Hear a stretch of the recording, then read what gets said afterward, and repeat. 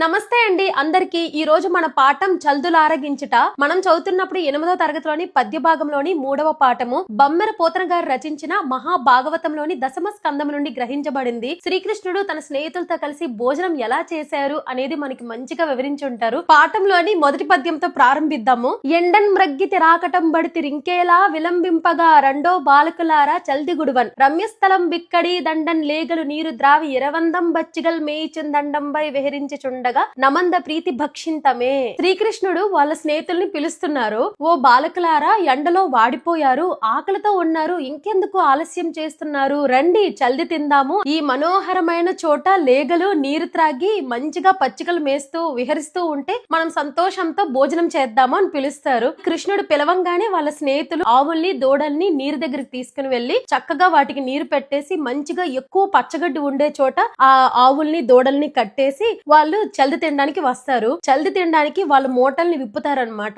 అవే చిక్కాలండి. మనం ఎలా అయితే బాక్స్ చుట్టూ కట్టుకునే వాళ్ళం కదా కర్చీఫ్లు, అలానే వాళ్ళు కూడా మూటల్లో చల్దీలు తెచ్చుకుంటారు కదా, వాటిని విప్పుతున్నారు. అప్పుడు కృష్ణుడు ఎలా కూర్చున్నారంటే, జలజాంత స్థిత కర్ణికం దిరిగిరా సంఘంబులయ్యున్న రేకుల చందంబున కృష్ణునిం దిరిగిరా గూర్చుండి వీక్షింపుచిన్ శిలలు బల్లవముల్ తృణంబులు లతల్ చిక్కంబులన్ బువ్వులాకుల కంచంబులుగా భుజించి రచటన్ గోపార్భకుల్ భూవరా.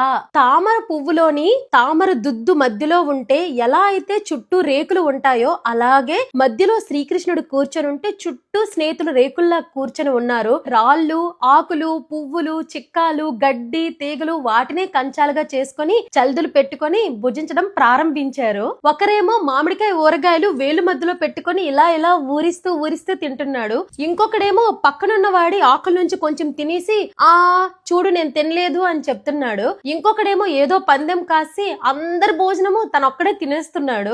ఇంకో స్నేహితుడేమో స్నేహం అంటే అందరం పంచుకోవడం అని చెప్పి తన దగ్గర ఉండే వస్తువుల్ని ఒకరికొకరికి ఇలా చుట్టూ ఇస్తున్నాడు అనమాట.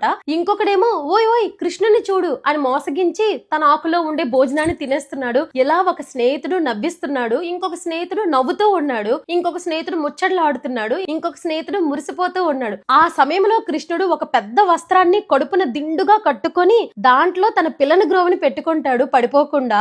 ఆవుల్ని దూడల్ని అదుపు చేయడానికి ఒక కర్ర ఉంటుంది కదండి, అది జారిపోకుండా తన ఎడమ చెంకలో ఇలా పెట్టుకుంటారు కర్ర కొమ్ముని. పిల్లని గ్రోవేమో తన నడుములో పెట్టుకుంటారు. ఇలా తన ఎడమ చేతిలో మేగడా పెరుగుతో కలిపిన చల్ది ముద్ద, తన కుడి చేతుల మధ్యలో ఊరగాయ ముక్కల్ని పెట్టుకొని మంచిగా వాళ్ళ స్నేహితులతో పరిహాసాలాడుతూ అలా భగవంతుడైన శ్రీకృష్ణుడు దేవతలందరూ చూస్తూ ఆశ్చర్యపోతూ ఉండగా తన శైశవం ఉట్టిపడేటట్లుగా చల్దిని ఆరగించాడు అని చెప్పడమే ఈ పాఠం అండి. Thank you. Bye bye.